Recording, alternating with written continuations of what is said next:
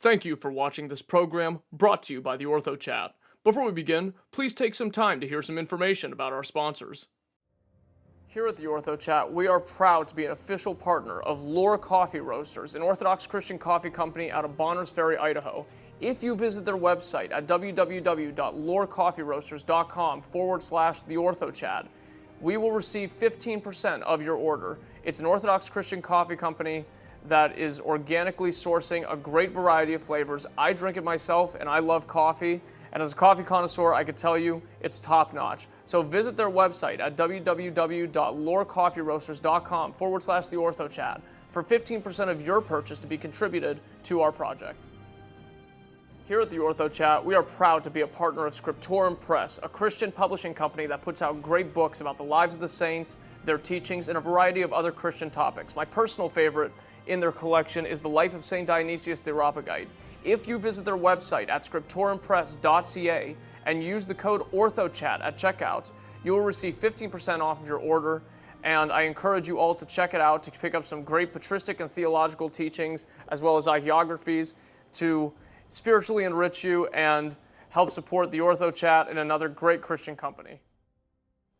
We here at the Orthochat are proud to be a partner of the St. Maximus Society, run by Archimandrite Maximus Waymar and his collective. They put out great videos talking about the spiritual life, theology, and a variety of other Orthodox Christian topics. If you check out the link below this video, you could find their YouTube channel, and it's currently a growing project, and I implore you all to visit their site so that you can help support them and a great cause for the Orthodox Christian Church. Here at the Orthochat, we support the special needs, differently abled, and their families. That's why we are a proud sponsor of TP Splash Guard, a urinary assistance device for those who need some help during bathroom time. All you need to do is remove the holding seal with instructions on the front, open it up, remove the adhesive to attach it to the front of the toilet, and now it's easier in the restroom. If you would like to learn more about this revolutionary device for special needs and differently abled people, visit tpsplash.com. That's tpsplash.com to learn more and inquire about making a purchase. All statements and opinions expressed by guests of this podcast are not representative of the Orthochat, its host, or its producers, and should not be associated with the podcast unless explicitly stated by the host. You are listening to the Orthochat by Yanni Katsadas.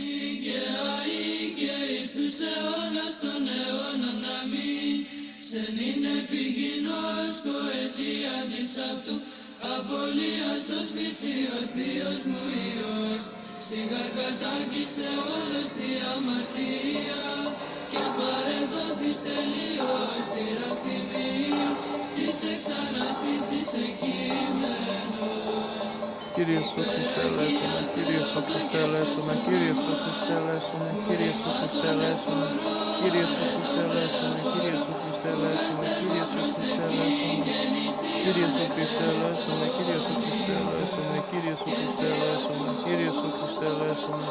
Kyrie Iisus Χριστέ ελέησον, Kyrie Iisus Χριστέ ελέησον, Kyrie Iisus Χριστέ ελέησον, Kyrie Iisus Χριστέ ελέησον, Kyrie Iisus Χριστέ ελέησον, Kyrie Iisus Χριστέ ελέησον, Kyrie Iisus Χριστέ ελέησον, Kyrie Iisus Χριστέ ελέησον.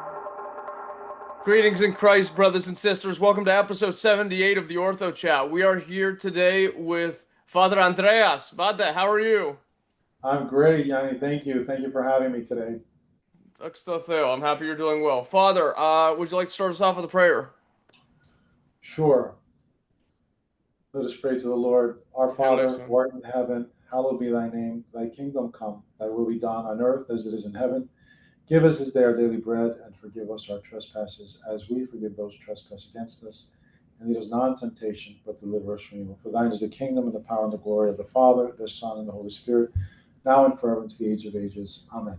Amen. All right, Father. Before we get started, tell me what's new. What's the word? What's up? Yanni, it's busy life here at St. Nicholas, where always something is happening. We're getting ready for September. We have the great blessing of having His Holiness the Ecumenical Patriarch Bartholomew visiting our shrine for a doxology on September 18th, and then we are hosting a banquet in his honor. He's receiving the environmental award for his environmental activism, Templeton Award, and we will be honoring him at our banquet. So this is a very big event for us, for our parish, since he was really a big part of the rebuilding of St. Nicholas National Shrine. And so he will come back to see it. This will be his second visit. It will be, he will see the church, the shrine completely finished, because when he was here for the door opening ceremony, it was not completed yet. So now he's going to see the completed shrine, which is incredible. And to receive his blessing once again. When he came the first time, he did the door opening ceremony and brought the relics of St. Nicholas, which we have here at our church. So we're really anticipating his second visit here, and then of course getting ready for the 9/11 commemoration memorial events that we are a big part of here on September 11th. So a lot of things happening in September, but thank God, all good things to the glory of God, and we are looking forward to all of this. That'll be fun. And you know what? I gotta say, as somebody that used to breed chickens and animals, just everything. What we did like 3 different kinds of dogs over the years. My grandfather used to breed dogs. And after being a hunter for so long and just being out in nature and doing some little volunteering work here and there, his environmental angle, I think, is probably one of my favorite parts of his episcopacy. It's something Yeah. that touches me really deeply, because it's sort of for me, it's kind of a conversation that kind of dropped off, or kind of got intermixed with like wider politic. But I think as Orthodox Christians especially, we're called upon to be caretakers of God's creation, just like Adam was. And it's one thing that I hold really close to my heart, and I'm very happy that he's put effort into. Oh yeah, it's huge, and we're it's something that I think needs to be recognized and acknowledged. And Saint Nicholas is that's part of our one of our ministries is advocating for the environment. So it really works out beautifully. And actually, I was really happy before you called, because we had ordered a gift for His Holiness. And I'm going to give a little spoiler, but it was a set of vestments, and on one side of the vestments is the depiction of the resurrection of Jesus, and the other side is the Jesus after his resurrection in the new creation. And now you have all of creation now around him, Adam and Eve, and the new creation, which is really going to be a beautiful gift honoring His Holiness. So, yeah, it's going to be very special. How beautiful! How beautiful! You know what? I think everyone's excited to see that. But you're kind of in like the middle of all this. Like he's coming to America. All this is. Can you talk a little bit about like the process, like everybody up in New York, like getting ready for this all happening, like the whole thing of it, everybody doing the prep work, whatever. Like what's involved? Yeah, sure. I mean, there's a lot of behind the scenes, because it's he's really he's received here as a head of state, essentially, and so he's coming. He's going to go to Washington. He's going to probably the plan is to meet with the president. I mean, that's again, these are all part of the planning, but it takes a lot to coordinate. First of all, to coordinate the visit of His Holiness with his delegation, which will be a group of people. Of course, travel schedules, this and that. Then he's also going to be performing he's going to do a doxology here at St. Nicholas. He's going to do a doxology at St. George Torbeoforos, which is in Midtown, a church that he had visited to years ago. So he's going to go back, and then I think he's having another service. He's going to, I think, be serving out in the Hamptons at the Dormition Church. So he has a full schedule, and trying to coordinate all of this, the liturgical part, creating the services for this, for me, the inviting and getting the word out and making sure people come, and organizing all these things. We have actually We also have the doxology on the Thursday, the 18th. We have the banquet on the 19th. But before the banquet, we're going to host a young adult conference meeting here at St. Nicholas, where he's actually going to meet with all the young adults. It's going to be great. It's an opportunity for all the young adults who are able to come and join to actually have one-on-one with His Holiness and have a discussion and conversation in person. So this, to me, is very important because, we know his importance, his significance, the role that he's played over the years, for our church here in America. But I think the young people need to be aware of that as well, and an opportunity which they usually don't have to actually come face to face with him and have a conversation. So all this is obviously, you can imagine, a lot of work, and but again, it's for the glory of God, and really doing it is a blessing to be able to be a part of it, and all the people that are, we have, obviously I'm not doing this by myself. There's a lot of people working that are behind the scenes doing all this and coordinating all this, which wouldn't be possible without all of them. So, but it's going to be a very, very important visit. I think it's going to be a great visit, and it's going to be special for our church. Yeah, it sounds exciting, and I have a great love for the Greek community up in New York. I have more family in Historia than I know about, but Yeah, but, it's there's a lot of Greeks from Kalinos, so no, thank God, thank God. Cream of the crop, so to speak. yeah, Sometimes my family's right across from Kos, so we're neighbors. yeah. Yeah. You're from Goas. My mom, yeah. I'm through there every time I have to go back to Oh yeah, Kalinos, so yeah. I'm always spending time My there. wife is from she's from Kefalos, so right across we see we're nearby. And I also had the pleasure of interviewing your colleague, Father Samuel. He was one of the very first guests on the podcast. I think he was like episode 3 or something. And Oh yeah, he's yeah. great priest. He's doing tremendous work here at St. Nicholas, mission work. Really, for anybody that would want to come and see Orthodoxy in terms of its diversity, in terms of bringing all kinds of people to the faith. It's really happening here. He's a big part of that, and spreading the gospel in this day in the middle of New York City, where I don't think people would have really expected a parish to flourish at this time in the middle of the financial district. And yet, it's the church is full, young people, diversity, different ethnicities, cultures. So it's really an incredible sight to see. What a joy. What a joy. I've only been up there a couple times, and I plan on making a trip back, God willingly, in the next couple years. And, you guys, everybody just had a nice, relaxing summer. And I say that kind of facetiously because I know there's no such thing as a relaxing summer for a priest. But, hopefully, when fall comes around, all these big things happening, it'll be a blessing. So. Absolutely. Well, we're waiting for you. Let me know when you come to visit. Of course, of course. But enough about the externalities. I want to know about you. So, tell me a little bit about what your young life was like and what about it made you care about Christo and the Orthodox Church. Growing up, I consider myself, as you mentioned, a product of the Greek American community in New York.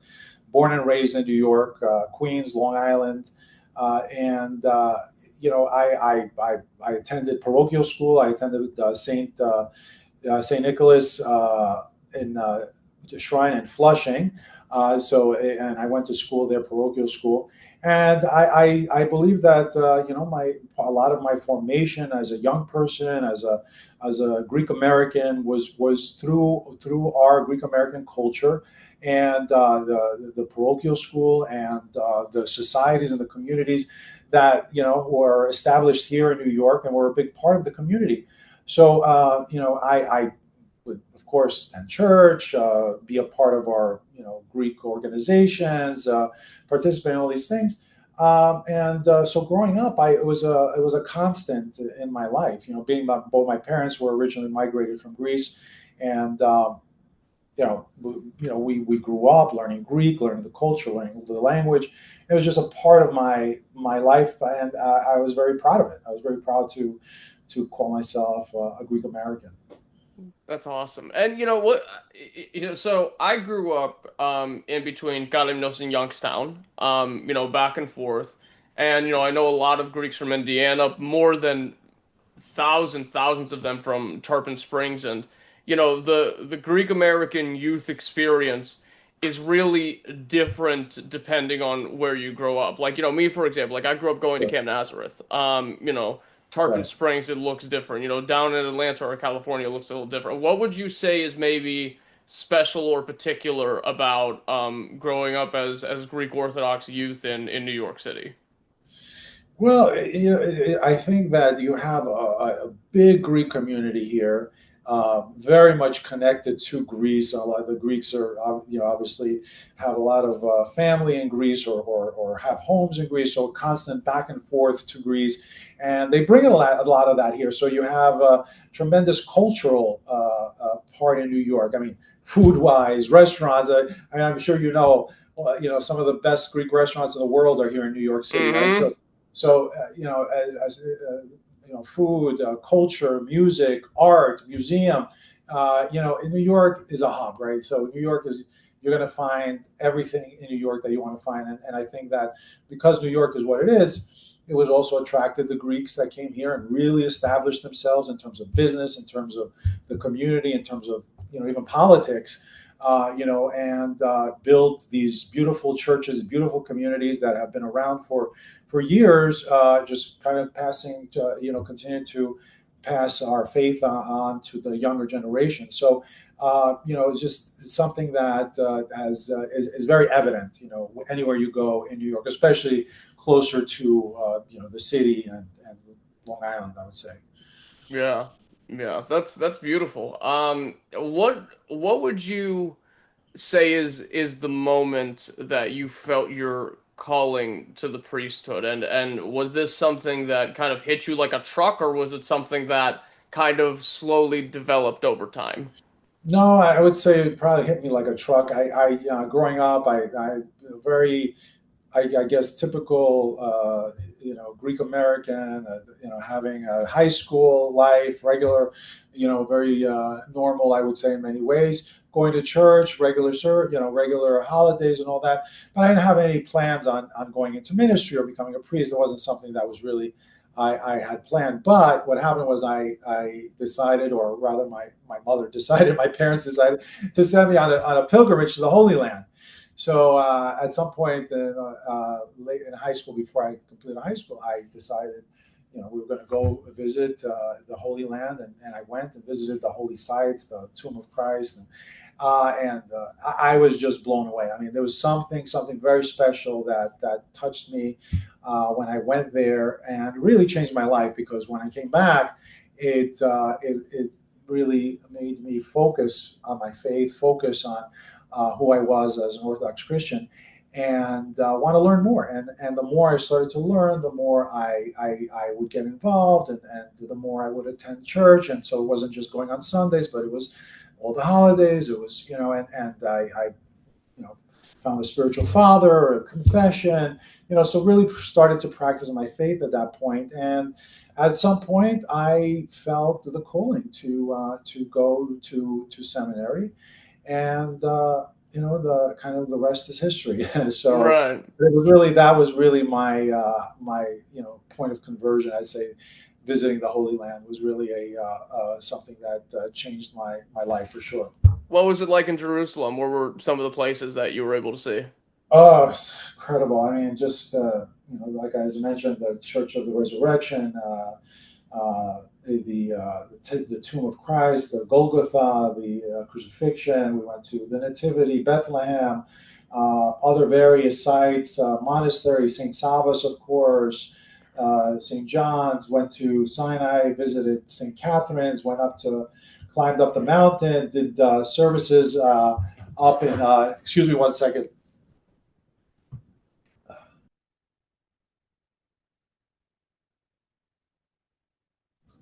Went up to Mount Sinai, had a service there. So it was really incredible experience, and just something that changed my life really. At that point, there was really no going back from there. So, it's something that I think is important for us to remember to support as much as possible. I know there's a lot of challenges in that area, have been over the years, but especially today, where even a lot of our churches, our Orthodox churches and monasteries, are being persecuted, and are they're trying to take them away from the Patriarchate of Jerusalem, which is very sad, because these things have been there for thousands of years, and really are a part of who we are as Orthodox Christians, and it's very unfortunate to see what's happening now. Yeah, but God carries us through. The world is complicated and it has its intricacies, but Yeah, God willingly, everything will pan out for the best over there. And God, I know everybody here in the States is always praying for things to work out over there, but yeah. So tell me a little bit about your time in seminary, and were any experiences there that you still carry with you in a positive way? Well, I mean, seminary was, I also, when I was before, I actually, or during the time, I also visited several monasteries. I went to Mount Athos. I spent time there. I spent some time in various monasteries, and that was a very important part of my formation, I would say, actually, because monasteries they really retain a lot of our practices and traditions in a way that it's hard to do in the regular parishes, the regular parishes. So having that exposure really helped form a lot of my faith, my understanding of liturgics and services. Seminary was great. Seminary was again, a very different kind of experience in the terms of it was more academic, more learning, more kind of understanding, seeing the church in terms of how it functions in the world, and being trained to, as much as possible, to learn how to be a priest in a parish and do services, perform liturgy, counsel people, fundraise, all these things that we have to do, right? So again, it was a very forming a very important time for me in terms of my formation, but again at a different stage. I think my spiritual development probably happened, was happening all along from the time I went to the Holy Land, was going on different pilgrimages to monasteries, and so that my spiritual formation was happening already. And then I would say seminary was kind of the point where that was all refined as, okay, now how do you put this in a way that you can share it with other people, right? Sure. Yeah. And it sounds like, you've gone through a lot of experiences to get you where you are now, and one of them being a chaplain and serving at the St. Nicholas Cathedral, which has had kind of a storied history from the time of its development, and now and over the past, like, what, I mean, maybe like half a decade, more than that, is a full-fledged parish that is renovated and kind of back even greater than its former glory, I would say, because I mean, I think it looks beautiful and I see people attending there. Tell me about some of your experiences celebrating and serving at the cathedral, and kind of the process of building it up into what it is now. Yeah, so you mentioned the ATF and being a chaplain. St. Nicholas, as you know, connected to 9/11, destroyed on 9/11, the original Church of St. Nicholas when the South Tower fell on it, and then of course the process of rebuilding. But the St. Nicholas, I want to just say here, is really it's a shrine, right? It's a memorial shrine. We refer to it as a shrine because it's a place where we remember the victims, the 3,000 Mm-hmm. victims that died on September 11th. But in addition to all the victims that lost their lives and were not properly buried, and so St. Nicholas becomes a place of memorial, place of burial for them in a sense. We also remember the first responders, who many of them were Port Authority, policemen and women, fire, FDNY, fire, NYPD, who were people that sacrificed their lives running into the buildings to save others and died. And that's why when you come to St. Nicholas, and you look up to the right side as you enter, you'll notice the icon of the resurrection. So a very traditional icon of the resurrection, Jesus raising Adam and Eve, the Old Testament prophets behind them, and then you'll notice behind them the first responders that died on 9/11, which is a tribute to them, incorporating them into the icon of the resurrection because of their tremendous sacrifice. So we are very much connected to the first responders and the individuals that are part of here, our World Trade Center campus. And I'm part of specifically the ATF, who again, they are another federal agency and do specific type of work. But we have a designated space for all kinds of first responders that need to come here if they need any counseling, if they need a space to just come and pray, if they need some help with some of the challenges they face in their profession. St. Nicholas actually offers that to them as well. So very much connected to helping those who help others here at St. Nicholas. As far as building the church, we've been open now 3 years. When I got here, when His Eminence appointed me, I was chancellor to His Eminence before that for about 3 years. And then as soon as St. Nicholas was about to be open, His Eminence appointed me to come and be the Prostaminus here. And, when I came here, the original community had dispersed, so you didn't have any of the original members. And so we really didn't know what to expect. So I just, did what a parish priest would do, start, putting services, start building, different ministries. And slowly, year by year, we started to notice, people coming, people visiting, people, to the point where we're getting hundreds of thousands of tourists, people visiting. We have people, of course, that also live in the area that attend regularly services as well. But it was really something incredible to see where, you really didn't have a parish anymore because the original parish had dispersed over 20 years. And now you have a completely new parish in the newly rebuilt St. Nicholas Church. So, being a part of that and seeing that growth here in New York is incredible, because I never thought that I would see a church sprout out of an urban setting like this. And as I mentioned earlier, a lot of it has to do with our openness to receiving others, to spreading the gospel to other ethnicities and cultures. Father Samuel, who's been doing a great job, and we are able to bring many people to Orthodoxy from other areas. That's wonderful. And I don't know a lot about, what happens up there intricately, but I'm assuming there's like, programs and, talks and things that happen for the families of like the 9/11 victims and stuff that happens that Yeah. connects them deeply to the church. I'm not sure if that exists or how it does, but I would assume that that's something that also We goes offer on over many there. different sorts of events and opportunities for the families, the families of the victims, but also, St. Nicholas is not a place that we're not really just stuck on 9/11. We're here for people to come from Of that are course. dealing with any kind of tragedy or issue, and to receive some sort of consolation or blessing from St. Nicholas. So our doors are really open to anyone and everyone. That's wonderful. That really is. And also I wanted to ask, you were appointed as the chaplain for the Department of Alcohol, Tobacco and Firearms, and I wanted you to talk a little bit about, the work you do there, the interactions with some of the people that are over there. So, some of your experiences working with the agency and how that's kind of shaped your priesthood, so to speak.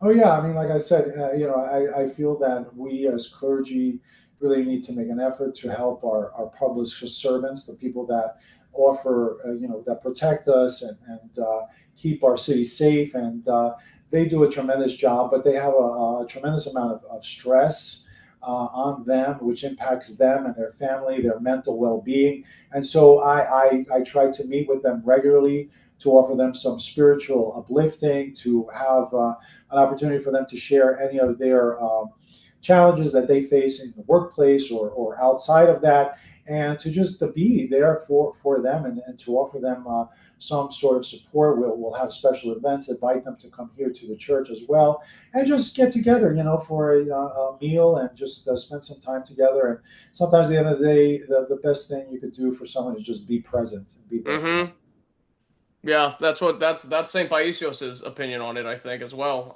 Yeah, And it's interesting, being a Greek in America, being Greek in Greece, you're in Greece, everybody's, kind of the same, and whatever the being Orthodox Christian and being Greek kind of, penetrates the element of everybody, and it takes an effect on how we shape the world over there, but being a Greek American, growing up as a Greek in America, you see every level of public servant, federal government, congressmen, federal agents, diplomats, or Greek Orthodox Christians in every level of that, and I think that brings a special level of maybe spiritual clarity and discernment to how the country is run internally and externally, and I think it's a benefit, and I've met a couple people and families with a couple people that could say that about themselves, and I think it's a blessing from God that we're able to have that. Um, absolutely, absolutely. Now, as far as your time as the Archdiocesan Chancellor, what were some of your, I guess, responsibilities doing this, and some of your experiences working in that department? Yeah, so it was a great honor to be a chancellor for His Eminence Archbishop of Vithoulkas, and at the time, I was national chancellor, so I served the role as a national chancellor, but also as a district chancellor. So now the two roles have been separated. Father Elias Villas is the Archdiocese district chancellor. Great priest, by the way, love him. Yeah, oh yeah, another great priest. Went to school with him. Amazing priest, amazing person. We're very lucky to have him. He does incredible things for the church, and he's truly Axios. And also His Eminence, His Grace Bishop Nectarios Papazafiropoulos, who's the national chancellor. Again, another clergyman that's been a part of New York, for a long time, and has been an incredible. Has contributed incredibly to the church in New York. But at the time, I was kind of playing both roles, and so on a national level, you're kind of dealing with the church in a bigger scale, and that was incredible to really see the church like that from that perspective. 600 parishes around the country, and how all of that is kind of managed through the archdiocese, the relationship with the metropolises, and trying to coordinate and do all that, which is a huge effort. I was directly involved with that, involved with the other chancellors of the metropolises, kind of with anything that had to do with the archdiocese on a national level, ministries and whatnot. So a lot of work there, and then also involved locally with our parishes, our priests here, trying to be there for them, offering support, helping out with parishes, parish priest assignments, ordinations. That all kind of fell under me as chancellor. But a big part of what I did as chancellor also was how come up with the directives for COVID, because at the time, that goes during the time of COVID, and basically our churches were not serving the public. So you had a priest, a chanter, doing the services and live streaming. And so I remember, serving Holy Week with His Eminence in the chapel, the St. Paul Chapel at the Archdiocese, which was incredible. I mean, something probably will never happen again, but it was just an incredible experience. But together with His Eminence and other specialists and doctors and theologians, to really come up with the directives that I believe, because of His Eminence's insight, were able to save a lot of lives and protect people through some of the directives that we instituted at the time during COVID.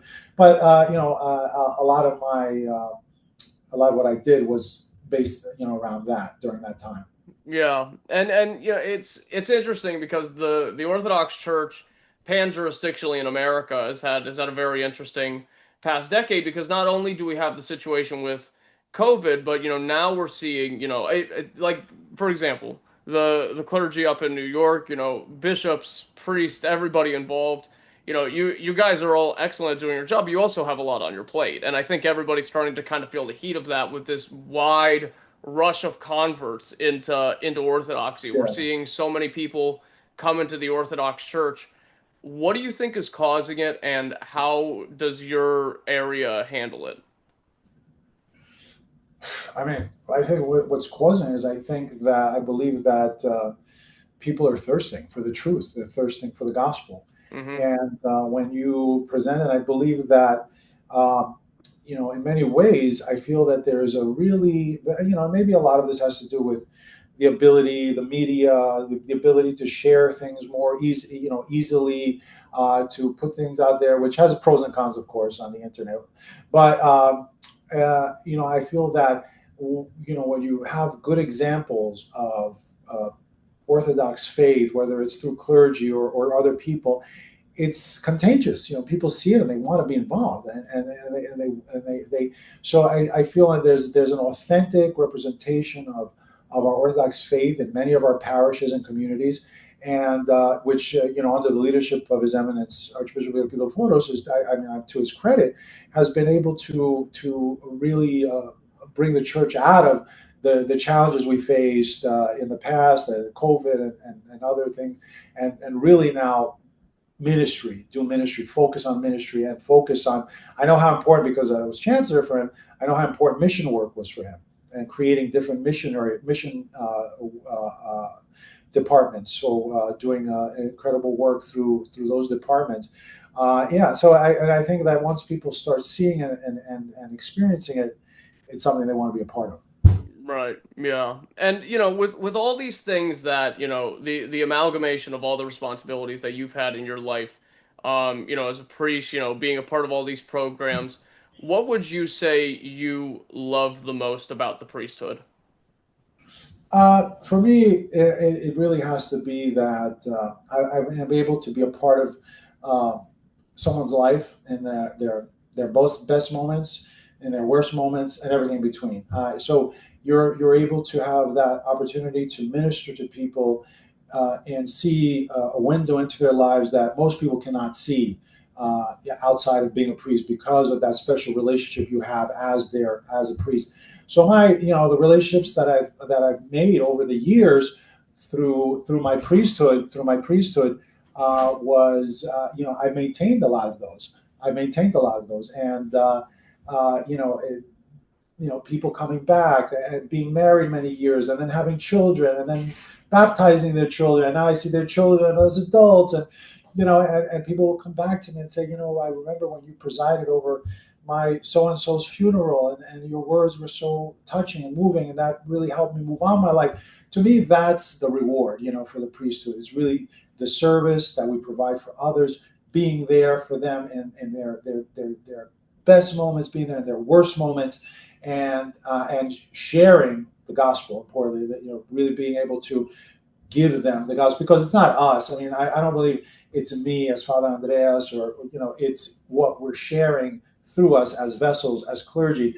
We share the gospel, we share the message of the gospel to our people, and that's what gives them hope, and gives them joy, and allows them to deal with the challenges they face in their everyday life. Yeah, you know what, and that's how I always viewed the priesthood, and people that are discerning the priesthood. I've always told them the same thing. It's not us. It's the idea brevma. We're essentially vessels connecting. We're like electricity connecting water to water, so to Absolutely, speak. And absolutely. it's the thing. We're kind of the cogs in the machine, in a way of speaking. But throughout all this, how is your maybe perspective or appreciation for your role in the church kind of shifted or grown from the time you were a younger priest up until now? Well, yeah, I mean, that's, it's been a big shift in the sense that, as a younger priest, you obviously have the zeal, you have the passion, right, for your faith. I mean, and you want to go in and just, talk theology, and talk about the fathers, and of course it's all great. But then as a priest, you realize over the years, sometimes you have to really try to connect to people, and sometimes people don't need high theology.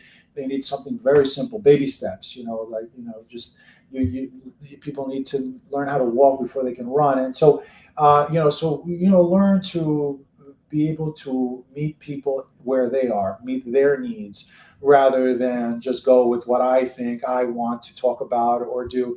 And that's why I base my whole ministry and my preaching and is trying to meet people where they are and offering them something where could help them deal with the immediate in their lives, and maybe be a one step closer to Christ. And also seeing the reality of the world. I mean, working as chancellor, working on that level, and seeing the church and the challenges. I mean, the stuff that we have to deal with as that are not, it's not fun all the time. And the financial issues, the legal issues, all this stuff. Because what happens is you have the church, and of course the church is the church, and it's holy and sacred. But the church at some point interacts with the city. It interacts with civil society, and so that in between that where it interacts is where you have to figure out how to make that interaction work, because it does, like Jesus says, give to Caesar what Caesar gives to God. But Exactly. the thing is that there is that relationship between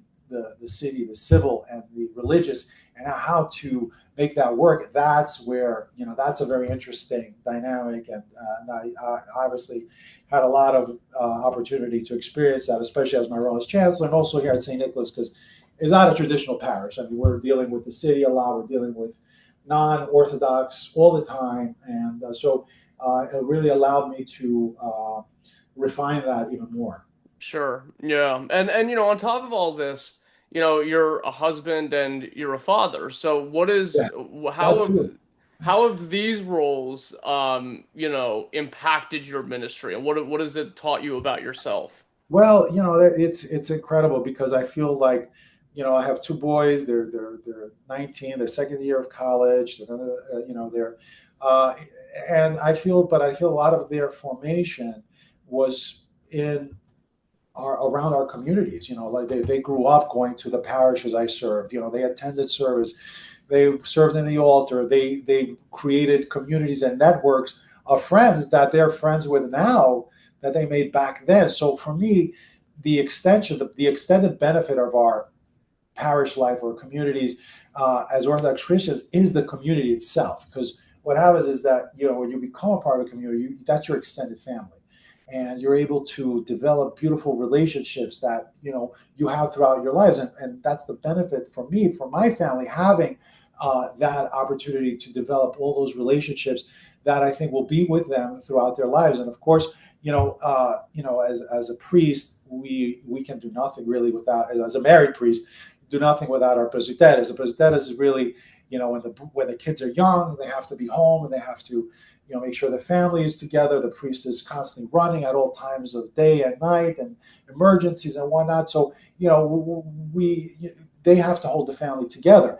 And so they're essential. And then also be kind of the face of a parish, of the priest in the parish, because there in many ways, my Rosetta was huge in terms of the parishes I went to, in terms of the work she would do and continues to do, with the parishes, building community, engaging people, and a tremendous support for the parish priest. So family, is and the community and parish life, just an incredible combination. And I feel very blessed to have been able to have my family experience that together with me. Yeah, and speaking of your own support, as a human being working through the spiritual life, amongst everything else you have to deal with, you have your own unseen warfares to deal Sure. with. So, what lives and teachings of the saints assist and encourage you the most dealing with yourself and everything around you? So I was always very fond of the Cappadocian Fathers. I really loved their, I mean, first of all, their theology, of course, Saint Basil the Great, Saint Gregory the Theologian, Saint John Chrysostom. I mean, their sermons, their ability to, uh, take theology and present it, and also to bridge that gap, let's say, between Christianity and paganism. So they were kind of doing that in their time, and I feel like we you don't have to do that today, because, even though we don't have paganism, let's say, we do have, a society that's not religious, that doesn't believe in God, that doesn't. So how do you bridge that gap? And I feel like they gave us the tools to do that. How to do that? So for me, they were tremendous, in terms of how they did that. But beyond that, also, I find that, in reading the fathers.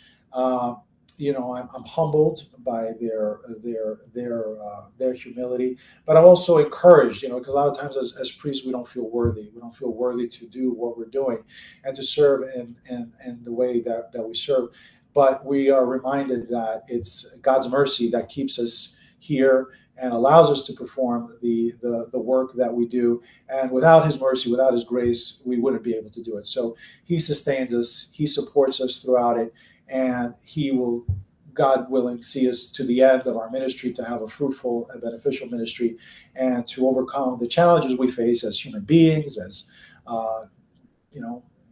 people of flesh, and it's really encouraging, the words of the Holy Fathers, that God is much more loving and forgiving than sometimes we tend to be as human beings. Of course, and as someone who, God willingly, still has a long time in the priesthood, what are some things that you think you'll see change about your work and your parish in the future? Well, I think the path that we're on is very important now, opening up Orthodoxy to new people, to new cultures. I think that is really what we will see, and I think we're just starting now. I think really now Orthodoxy spreading the word and missionizing is really something that's happening again. There's a resurgence, and I feel that that's going to be a big part of the future of Orthodoxy here in America. No, Father, I can't thank you enough for coming on. It's been an My pleasure. absolute joy. Um, Likewise. do you have any final thoughts for the audience? Come visit me at St. Nicholas. It's an incredible place. It's I'll take the opportunity to throw that out there, but it is really a special place, and look forward to anybody that comes, giving them a nice tour, and spending some time with you. God bless you. Thank you, and have a joyous feast of the Dormition on Friday. Thanks, Father. Would you mind ending us off with a prayer, and we'll do some announcements? Sure. Through the prayers of our Holy Fathers, Lord Jesus Christ, our God, have mercy on us and save us. Amen. I mean, all right, everyone, thank you so much for watching. We have a whole bunch of stuff going on that I say at about the end of every podcast, but it's a very dynamic situation. The website's almost finished. We are on all social media platforms, basically Telegram, Discord, Instagram, Facebook, X, Twitter, all that stuff. We are continuing our series of the Orthochat Passport. First episode of that will come out soon. The Orthochat Temple Tours. We have 3 episodes coming out with a Go Arch Parish and OCA Monastery. We're working through getting those all put together for you guys.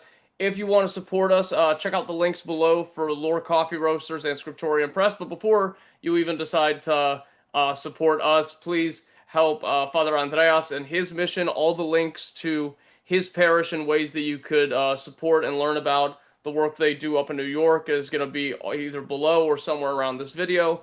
On the website, when it does release, if there's anything about a priest's mission or what he does or ways to support or explore their work, we have a section on the website where you'll be able to find all the links and all the information that you would need to help them out. But besides the normal outro that you've all heard a million times, Panagia Mazisu, may our Lord Jesus Christ, His all holy angels, His all holy mother, and all the saints be with you all the days of your lives, and we will talk to you all later.